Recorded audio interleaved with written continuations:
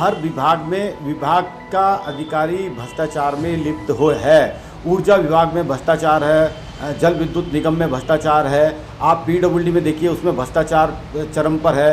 जितने भी विभाग अभी दवाई खरीद में घोटाला पहले भी उजागर हुआ है, एक्सपायरी डेटें की दवाइयाँ बेच रहे हैं, तो हर एक विभाग में घोटाले का तो इन्वॉल्वमेंट है। उसमें अधिकारी घोटाले कर रहे हैं तो सरकार की नाकामी है, और सरकार कर रही है तो इस घोटाले में, एएनएम घोटाले में तो सीधा सीधा कर्मचारियों की भर्ती के घोटाले में सीधा सीधा सरकार इन्वॉल्व है। ताकि क्योंकि अगर यदि सरकार इन्वॉल्व नहीं होती तो साफ कोई भी मैं समझता हूँ कि कोई भी एक पढ़ा लिखा व्यक्ति, कोई नौजवान युवा अगर उसको नीति बनाने, रोजगार नीति बनाने पर दिख जाए तो उसे साफ शब्दों में ये बना के वो दे देगा सरकार को कि इतने लोगों को रोजगार इस तरीके से मुहैया कराना है। हमारी अभी तक सेवा प्रदायी एजेंसियाँ तय नहीं है। कभी कहता है उपनल के माध्यम से करेंगे, कभी दुनिया भर की बाहर उत्तर प्रदेश की लगा देंगे, कभी महाराष्ट्र की लगा देंगे, कभी हिमाचल की लगा देंगे। अपनी आपकी क्या पॉलिसी है? आपने रोजगार देना है तो आपको अस्थायी रोजगार क्यों नहीं युवाओं को देते? तो इस पर सीधा सीधा सवालात उत्तराखंड क्रांति दल का है, और इन बातों को लेकर हम जनता के बीच में जाने वाले हैं और सरकार से भी इस प्रेस वार्ता के माध्यम से इस्तीफा मांगेंगे और सड़कों पर भी इस्तीफा मांगेंगे कि इस प्रकार के घोटाले यदि हुए हैं तो ये शर्मनाक है कि माननीय मुख्यमंत्री जी का विभाग में घोटाला हो रहा है। इन पदों को भरने के लिए देखिए, ये ये बात सही है कि सरकार की हालत गंभीर है, क्योंकि वित्तीय हालत तो गंभीर है ही है प्रदेश की। ये गंभीर हालत किसने पैदा की? ये नाकामी किसकी है?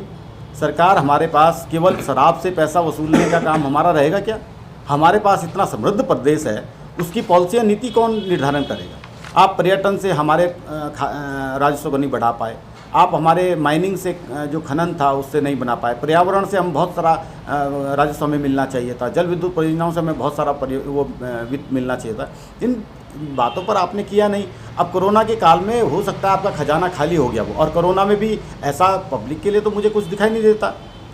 आप गरीब आदमी को देखिए, कोरोना का अगर यदि हो जाए तो वो मर ही जाएगा। आज की इलाज की डेट में आपको और हमको कोई हॉस्पिटल में पूछने तक नहीं आता। तो आज की स्थिति प्रदेश में ये है कि जो घोटाले हो रहे हैं वो स्वास्थ्य के नाम पे हो रहे हैं, और कोरोना के नाम पे तो लूट मची है। आप ये कोरोना भी का घोटाला भी भविष्य में आपके सामने आएगा, आप लोग भी देखते रहिए, ये कोरोना का घोटाला भी आपके सामने जरूर आएगा। बात करें तो आज उत्तराखंड जब भी उत्तराखंड की सरकारें रही हैं, पूर्ववर्ती सरकारें भी, उनमें घोटालों का बड़ा इतिहास रहा है, और वर्तमान सरकार में भी घोटालों का होना बड़ा दुर्भाग्यपूर्ण है।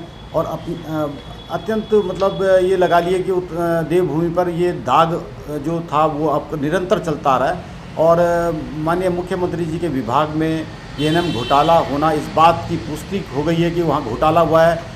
उत्तराखंड क्रांति दल आज इस प्रेस वार्ता के माध्यम से माननीय मुख्यमंत्री जी के नैतिकता के आधार पर इस्तीफा मांगता है, और भविष्य में हम लोग ऐसे घोटालों पर सड़कों पर आंदोलन करेंगे, और जो लोग हमारे बेरोजगार हैं उनको ये बताने का हम प्रयास करेंगे कि पीछे से जो भर्ती घोटाला ये लोग करा रहे हैं ये इनकी ही साजिश है, इनमें सीधा सीधा सरकार इन्वॉल्व है। इस पर आज हमने प्रेस वार्ता की है। सर, घोटाला इसके बहुत सारे कारण हैं, उसमें हमारी भी कुछ गलतियां हैं, और जनता ने भी हमें एक्सेप्ट नहीं किया। हम लोग कम संख्या में लोगों ने हमें चुनकर विधानसभा भेजा, और हम लोग गिनी चुनी सरकारों में जैसे छोटे छोटे मंत्रालय लेकर हम काम हमने किया है, लेकिन जितना भी हम लोगों ने किया है राज्य के हित में हमने काम किया था। आप देखिए, माननीय दिवाकर भट्ट मंत्री थे, उन्होंने 100 वर्ग मीटर के लिए प्रस्ताव रखा कि सरकार में केवल बाहरी व्यक्ति केवल 100 मीटर से अधिक वो सब ना खरीदे, या तो 70-71 धारा लागू कर दी जाए,